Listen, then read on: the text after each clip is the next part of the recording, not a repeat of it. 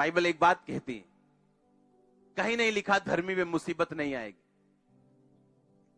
परमेश्वर ने कहा धर्मी पर भी मुसीबत आएगी और पापी पर भी मुसीबत आएगी, पर धर्मी उस मुसीबत से निकाला जाएगा। पौलुस कहता परमेश्वर मेरे शरीर पर एक कांटा चुभा, यानी उसके शरीर में एक बीमारी थी, और वो परमेश्वर से विनती करता कि परमेश्वर ये कांटा मेरे शरीर से दूर कर। क्या आवाज आती? मेरा फजल ही तेरे लिए।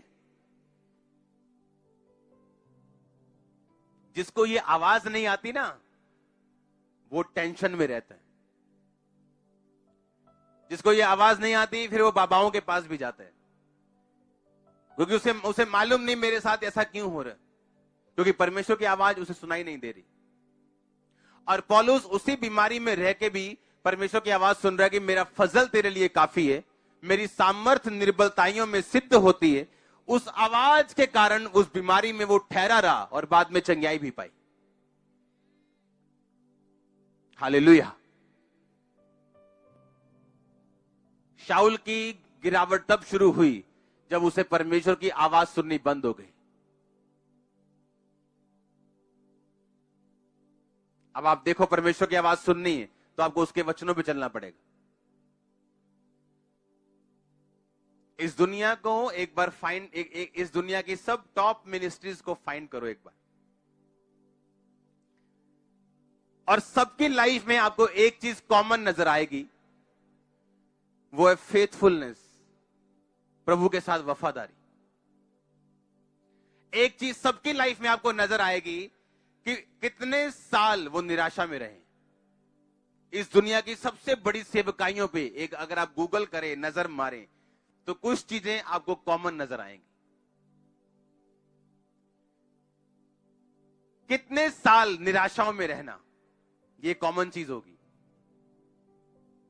रिजल्ट ना भी आए तो भी फेथफुल रहना, ये कॉमन चीज होगी। वफादारी और पवित्रताई, ये कॉमन चीज होगी। आप नोट कर लो। और उसके बाद जो रिजल्ट परमेश्वर ने दिए ऐसे कभी नहीं आए। जो रिजल्ट हम अपनी मिनिस्ट्री में देख रहे हैं, हमने कभी नहीं देखे। और ये शुरुआत है। ये अभी 10 बाय 10 का एक रूम बने हैं, अभी बड़े बड़े हॉल बनने, किलोमीटर लंबे। हालेलुया। आप तैयार हो वफादारी के साथ चलने के लिए? सबसे बड़ी चीज जो मैंने एक मैन ऑफ गॉड में, एक सक्सेसफुल बिलीवर में देखी, वो ये, वो उसकी टेस्टिमनी नहीं है कि वो कैंसर की 4th स्टेज से आजाद, ये नहीं है। वो फेथफुल रहा है, ये चीज है वफादारी। दुखों में भी, सुखों में भी, विरोध में भी, प्रशंसा में भी, फेथफुलनेस परमेश्वर के साथ, ओबीडियंस में रहना। उसने कहा मैं तुझे सब जातियों से श्रेष्ठ बनाऊंगा, आप बेस्ट होंगे। मैंने कहा बेस्ट होंगे, आपके बच्चे बेस्ट होंगे, आपके चर्चेस बेस्ट होंगे। ओ आमीन, ऊंचा आशीष ऊंची चर्च। ये प्रभु का प्लान है आप लोगों के लिए। आप तैयार हो इस प्लान को लेने के लिए?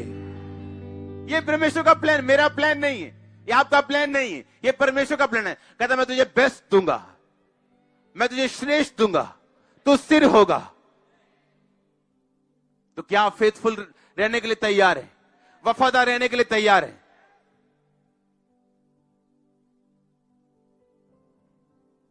अभी यहां एक सांप आया ना, तो आपकी वफादारी सब पता चल जाएगी। हाँ,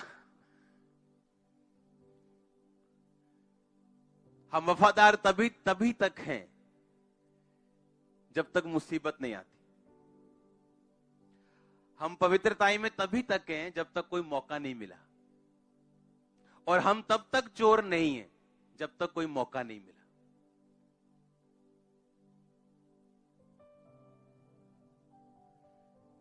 अगर मौका ही नहीं मिला चोरी करने का, तो आप साबित नहीं करते आप चोर नहीं।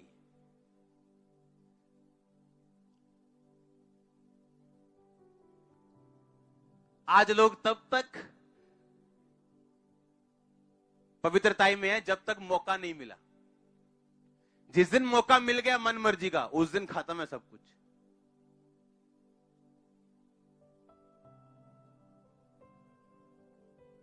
मैं सच कह रहा हूं कि नहीं कह रहा हूं?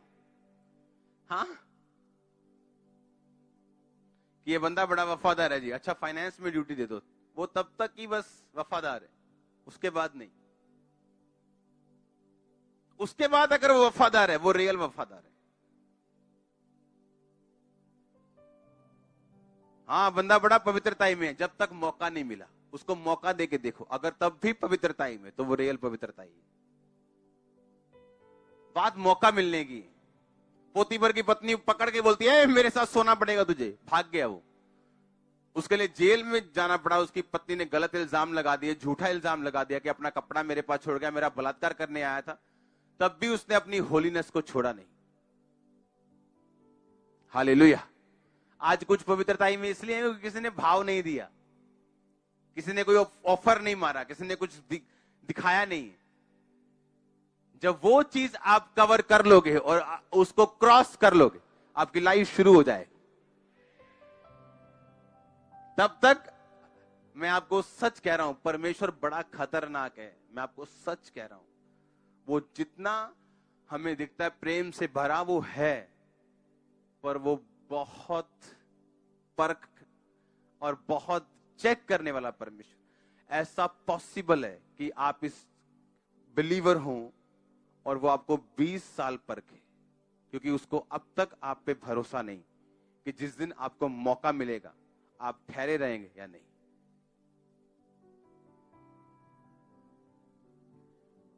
एक सेवक की कलीसिया हो गई 40-50 हजार, और उस अफ्रीका के उस इलाके की सबसे बड़ी चर्च है वो। उस शहर की पॉपुलेशन 60,000 है और उसकी चर्च में 35,000 लोग, पूरे शहर में 60,000 लोग।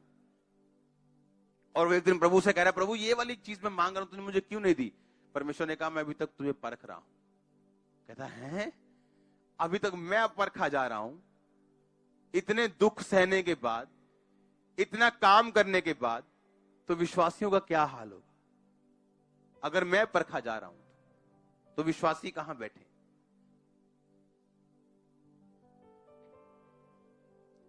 आप नहीं जानते कौन सा पाप परमेश्वर शैतान को यूज करके आपके आगे कर रहा है, आपको परखने के लिए कि वो नेक्स्ट लेवल आपके लिए तैयार है या नहीं, कि आपको अभी यहीं बैठना चाहिए, दैट्स इट, जहां आप हो। और आपको मालूम नहीं कितने लोग फेल हो जाते हैं उस चैलेंज में।